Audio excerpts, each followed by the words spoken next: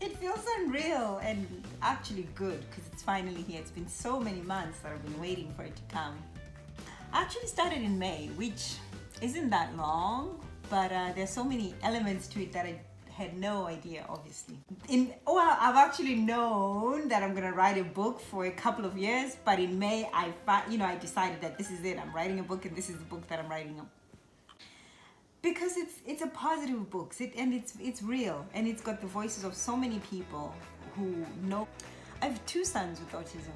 Both my kids have autism, and at the beginning it was tough with my first one, but with my second one it was like, okay, if he has to have something, I guess it's good that it's autism and not something else that I have to learn about all over. So with my second one, I just hit the road running, and it's been quite a journey. But they're both doing well now, and we were able to do what I've always wanted to do with the kids. But it took some time. It took work. It took planning. It took being purposeful and being really committed to what I wanted for us. It's to take their time to let it sink in and to just go through those initial hardships, because it is hard, and you need to go through it so that you can come out at the other end and be ready to just do what you have to do. He was 2.5, which was early for most people, but I pushed for that, and it worked out very well for me to be diagnosed that early. I don't know, I always say, you have this feeling that something isn't quite right, but you don't know what it is. I had no knowledge of I had vague knowledge of autism, Rain Man, but I didn't know anybody with autism at the time. But I just had a feeling that something wasn't quite right.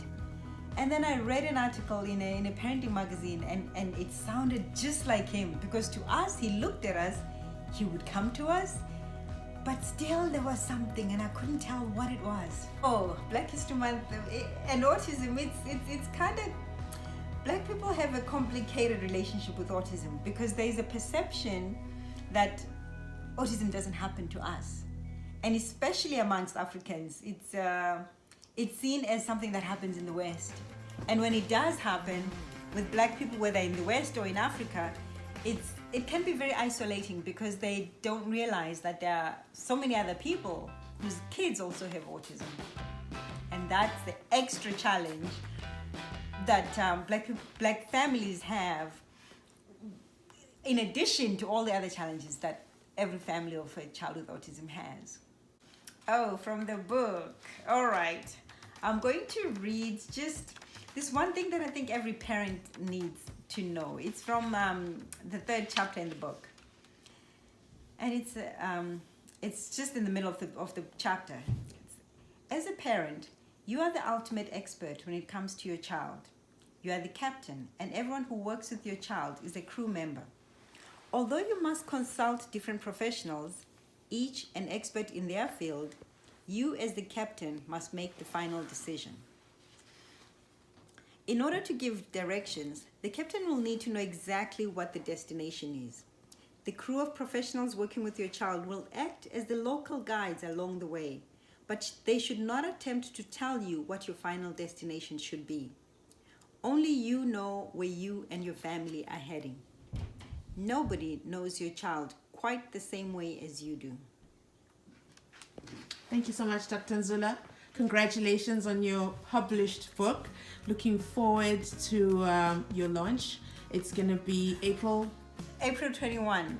April 21st at 7 o'clock at Les Pas Beaconsfield, and it's all on the website, drsazini.com. And how can I get a copy of the book today? Today you can get it from the website, drsazini.com/shop, and soon it will also be available on Amazon.